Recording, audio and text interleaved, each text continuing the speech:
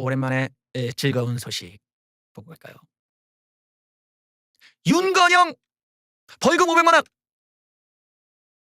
허위 인턴 등록 500만 원.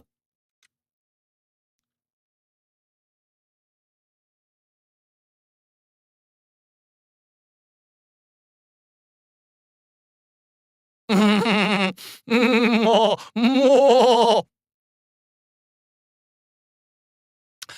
국회의원실 인턴을 허위로 등록시켜 급여를 수령한 이런 괘씸한 경우가 있나? 이런 윤건영 더불어만민주당이 2심에서도 벌금 500만 원 선고받았다. 이런 윤건영과 이재명이 같이 가는 둘이 따블로 가게 되면서 윤건영, 이재명, 조국 해갖고 이게 트리플 크라운으로 가자. 여기 이제 플러스 알파가 이제 윤통이 되는데 같이 윤씨네요. 투윤이랑 이재명, 조국 해갖고 2조 투윤 이렇게 해갖고 같이 갑시다. 윤통 한 명 가고 이제 3명 보내는 거야. 예. 하여튼 허위로 인턴을 등록하고 국회로부터 545만 원 이거 국민의 세금 아닙니까? 얘는 뭔데 이거 이 돈이 뭐 참 어이가 없는 친구네 이 양반. 뭐 지가 정식 재판에 갖고도 500만 원 털었는데 앞으로도 계속 털리기를 지금 3심 갔다고 하는데요. 부디 털리기를 바래 봅니다. 너무나 기분 좋은 뉴스네요. 오랜만에 이게 보니까 윤통은 윤통 뉴스대로이지만 그 민주당 얘들도 사법처벌이 이게 전혀 가볍지가 않아. 그래서 이재명도 이거 2심이 조금 이게 그대로 세게 나오지 않을까 기대해 봅니다. 한동훈 뉴스네요. 한동훈이 아니 글쎄 이 양반이 언제부터 이런 스킬을 갖췄나? 설 연휴에 김종인을 만났다고 합니다. 야야야야야 나 오랜만이다 야야. 내 김종인인데 한동훈이 왔다 가서 나니까 그냥 와가지고 그냥 뭐 자기 대통령이 되면 이런데 내가 뭘 알아. 뭐. 지도자 세대가 바뀌어야 된다 라면서 김종인을 만났다라는 건데 한동훈이 김종인을 만나 조언을 주로 들었다. 우리나라 지도자의 세대가 바뀌어야 된다는 김종인. 차기 지도자는 AI 인공지능을 이해하고 관련한 정책을 추진할 수 있는 지도자가 되어야 된다. 젊어야 되지 않겠냐. 국민의힘이 살 길은 과거에 집착 말고 미래를 위한 준비를 해라. 그래서 계엄에 반대하고 나온 유일한 사람이 한동훈밖에 없다. 최근에 국민의힘 상황을 보면 과거에 얽매여서 앞으로 나갈 생각을 못하고 있다. 아니 동훈 형님이 저기 언제 그 김종인을 또 만나러 가고? 근데 김종인만 만난 게 아니라 또 조갑재 선생님도 만나는. 조갑재 선상님도 만났다고 합니다. 아니 이 양반이 아주 발이 넓어졌네. 야 이거 한동훈이 최근에 조갑재 선상님을 만났다. 그래서 전국 진단을 듣는 시간을 가졌다. 조갑재 선생님은 윤석열 대통령은 보수를 참칭한 사람이지 보수가 아니다. 한국 보수가 다시 살려면 윤통과 헤어지면서 왜 헤어지는지 설명해야 된다. 부정선거는 없었다. 한동훈은 비상계엄 사태 진압에 있어 역사적 역할을 하는 사람이다. 정치인은 역사가 주는 사명을 수행해야 될 의무가 있고 대통령 선거가 이번에 있게 된다면 후보로 나오는 게 맞다. 그리고 한동훈의 출마 선언은 빠를수록 좋다.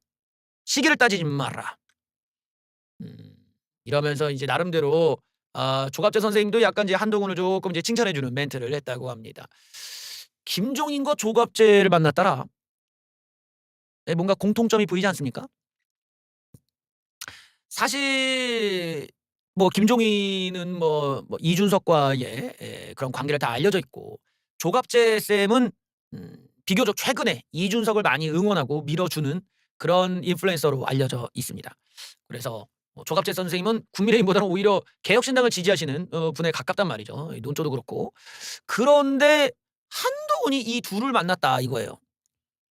대놓고 이거는 이준석에게 러브콜을 보내는 거 아니냐라고 해석될 여지가 많죠.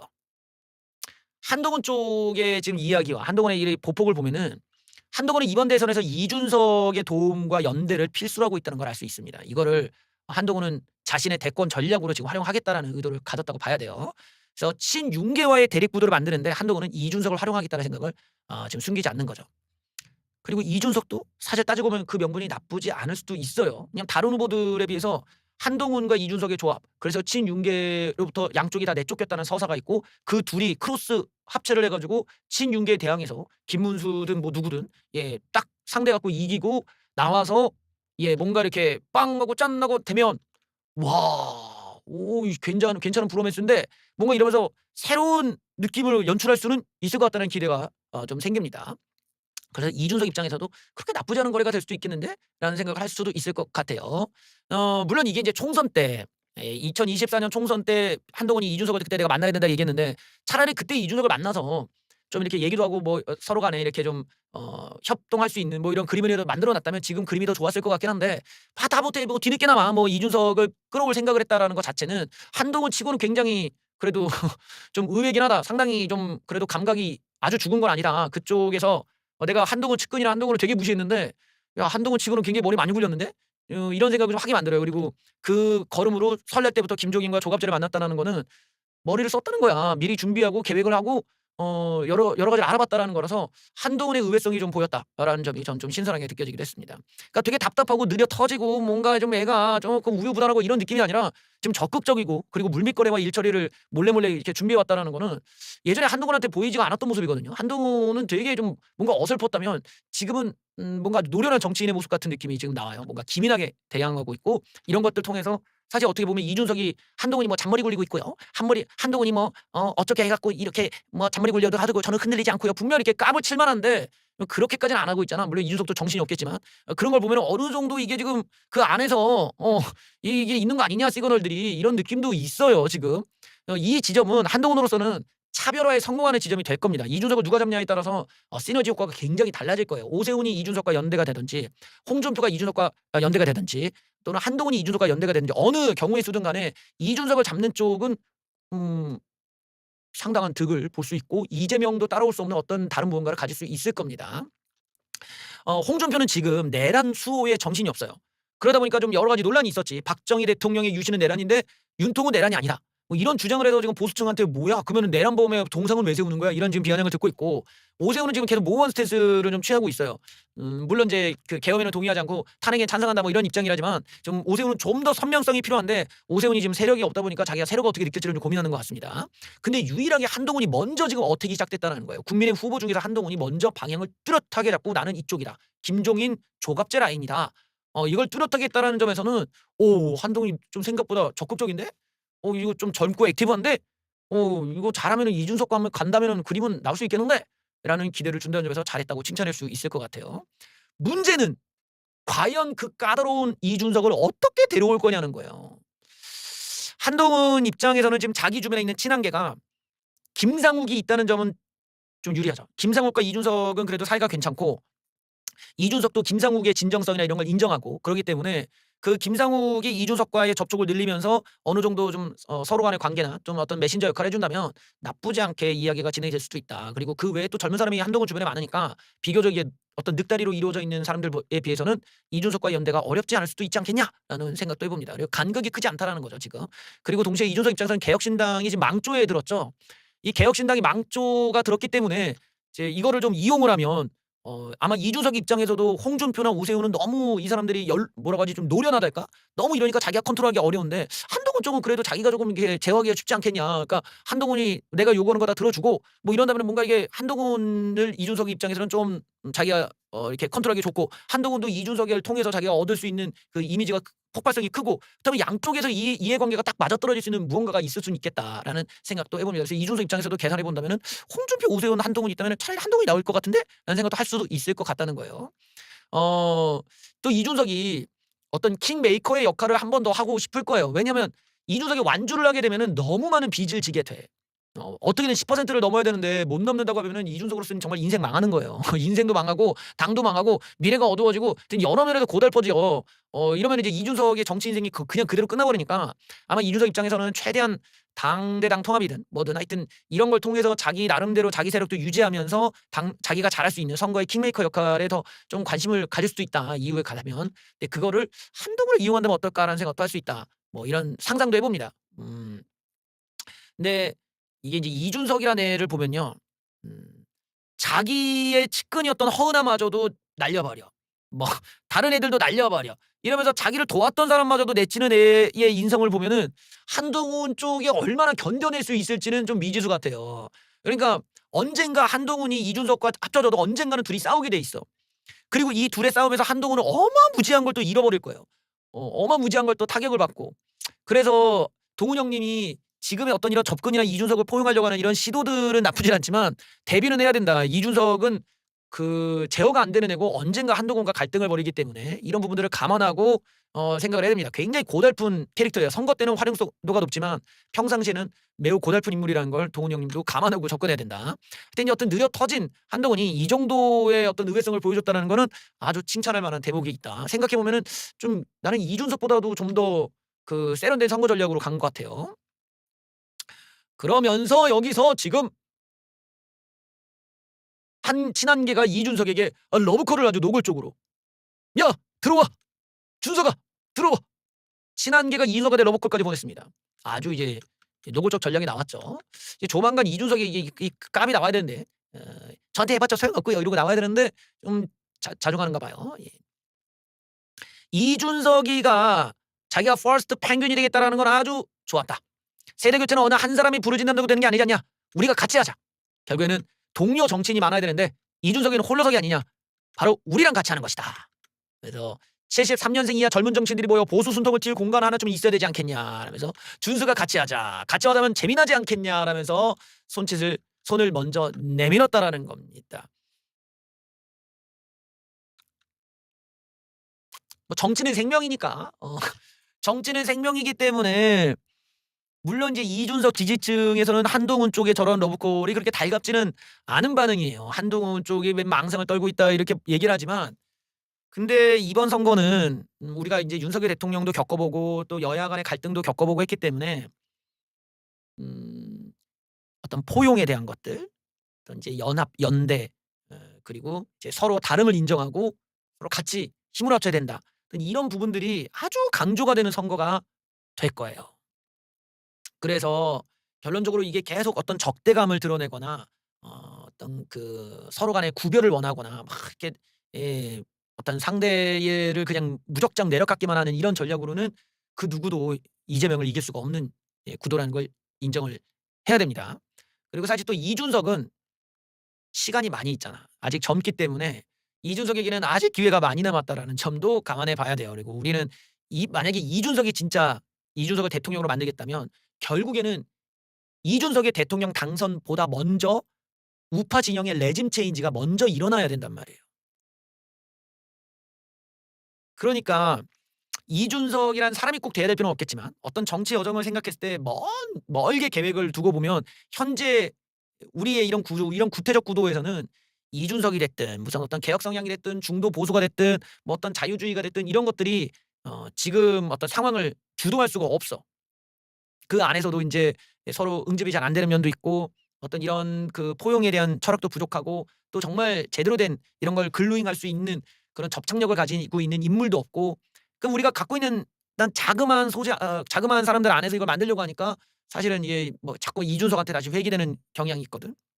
근데 어쨌든 이준석도 자기가 올라가기 위해서는 레짐 체인지에 성공을 해야 된단 말이에요. 그런 것들이 또 이준석의 운명이기도 한 거지. 그러니까 무조건 어떤 적대감보다는 많은 걸 열어두는 기회를 열어두고 상황을 한번 열어보는 이런 쪽이 어떻게 보면은 지금 더 급하지 않겠냐, 또 더 필요하지 않겠냐라는 말씀도 드려봅니다. 제가 어저께 이제 이준석에 대한 출마 선언을 얘기하면서 이준석의 이제 빛과 어둠, 그에게 밝은 면과 어두운 면을 얘기했는데 그 어두운 면 중에 하나가 뭡니까? 바로 허은하예요. 허은하가 이준석의 어두운 부분을 담당하고 있습니다. 거의 저승사자야. 허은하 은하 누나가 이준석과 천하람을 정치자금법 위반으로 제보를 해서 이거 뭐야 이거? 야 이건 거의 그 왼수인데, 야 이거는 거의 뭐야 죽자는 건데, 이준석은 5,500만 원 부당 지출했고 천하람도 9,200만 원 부당 지출했다. 허은하 누나 좀 센데, 야 이거 완전히 이거 뭐냐? 근데 야 이거 허은하 측이 이준석과 천하람을 정치자금법 위반 및 사기, 횡령, 배임 혐의로 중앙선거관리위원회에 공익 체포했다.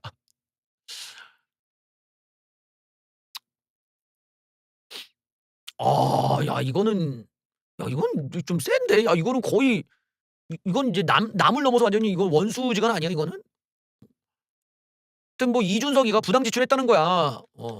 그래서 총선 공보물법 위반에 대해 전국에 선거 공보문이 나가는데 8페이지는 13억 정도인데 8피 정도는 4피는 17억 정도 들었다. 금액 차이가 있으니 문제가 있다는 판단에 대해서 조사 요청했다. 당원 당규상 5천만 원 이상 지출권에 대해서 공개 입찰해야 되는데 이게 제대로 안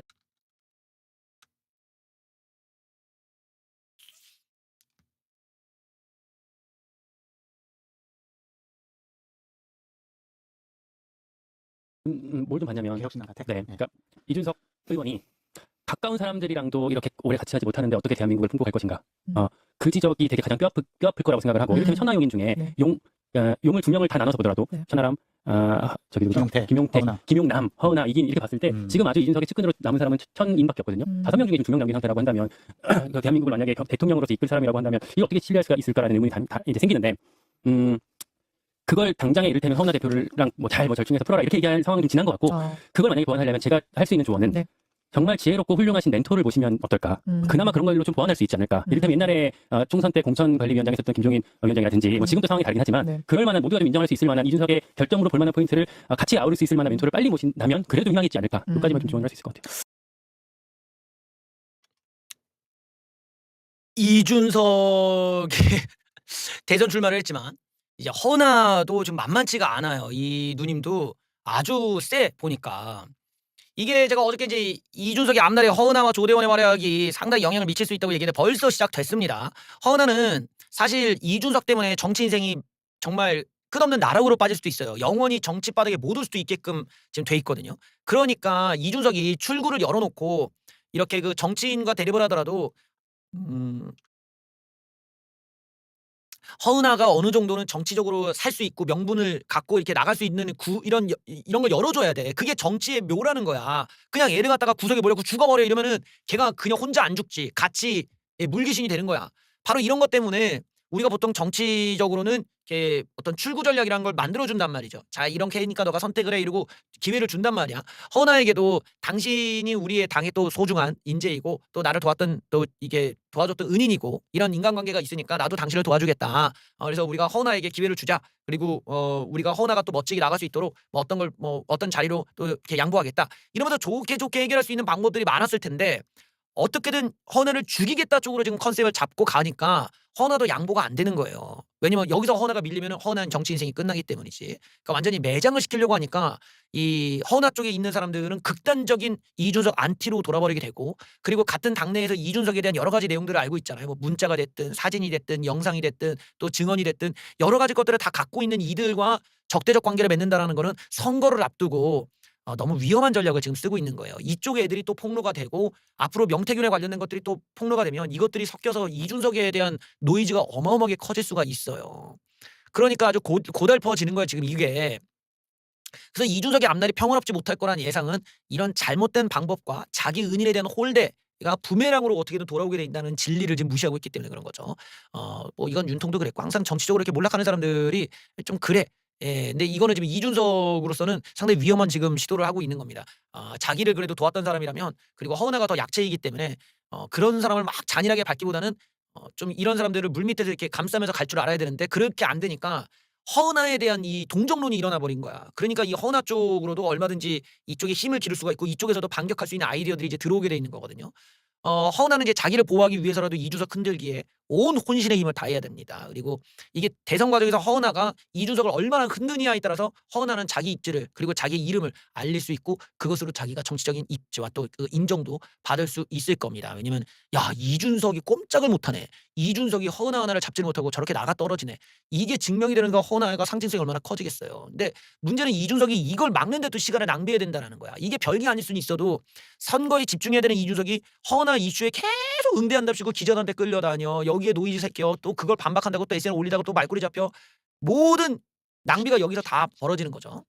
이 부분에서 이준석의 전략이 좀 잘못됐다라는 겁니다. 이준석은 대선이라는 걸 두고 많은 걸 고민해야 돼. 미래도 얘기해야 되고 사람도 만나야 되고 어떤 그 이미지도 건전하게 나가야 되는데 허은하가 옆에 붙어서 왜 허은하를 그렇게 했냐. 허은하를 이렇게 하면서 이준석 네가 뭐 윤통한테 뭐라 할 수 있냐. 너는 뭐가 뭐 친윤계랑 뭐가 다르냐 등등등의 얘기가 막 이렇게 섞이게 되고 허은하가 나서 울고 불고 어떻게 이준석이 저한테 이럴 수가 있죠. 그리고 또 그 눈물바다가 또 시작되고 이러면은 상대가 또 여자야. 이준석은 또 안 그래도 뭐 애가 조금 강한 뭐 애가 조금 억센 뭐 이런데 허나 또 여자야. 울어. 이거 곤란합니다. 안 그래도 이준석 여자들한테도 좀 그 인기를 얻어야 되는데 여자들 다 떨어져 나가요. 이런 아줌마 팬들 다 떨어져 나가. 허나 울기 시작하면. 그래도 지금 상황은 이준석이가 너무 늦었다 보니까 허은하를 잔인하게 내쳐도 문제야. 그러다고 냅둬도 문제야. 그래서 이런 인성 문제가 이준석에게 부각이 된다는 건 인석의 큰 패착이었다. 포용력을 자기가 이제 배지를 달았으면은 국회의원이고 국회의원이면은 자기가 이제 여유가 생기기 때문에 포용력을 가져야 돼. 허은하도 그다음에 야당과도 또 어디 다른 의원들과도 이렇게 잘 만나고 수용하고 알겠습니다 하면서 이렇게 포용력을 길러야 되는데 그게 아니라 국회의원이 포용력이 아니라 매장을 지키겠다 나가버리면은 그 중간에 뭘 하든 결국에는 권력자가 이제 욕을 먹게 되는 거죠. 그래서 포용을 포기한 자는 고립 말고는 얻을 게 없다.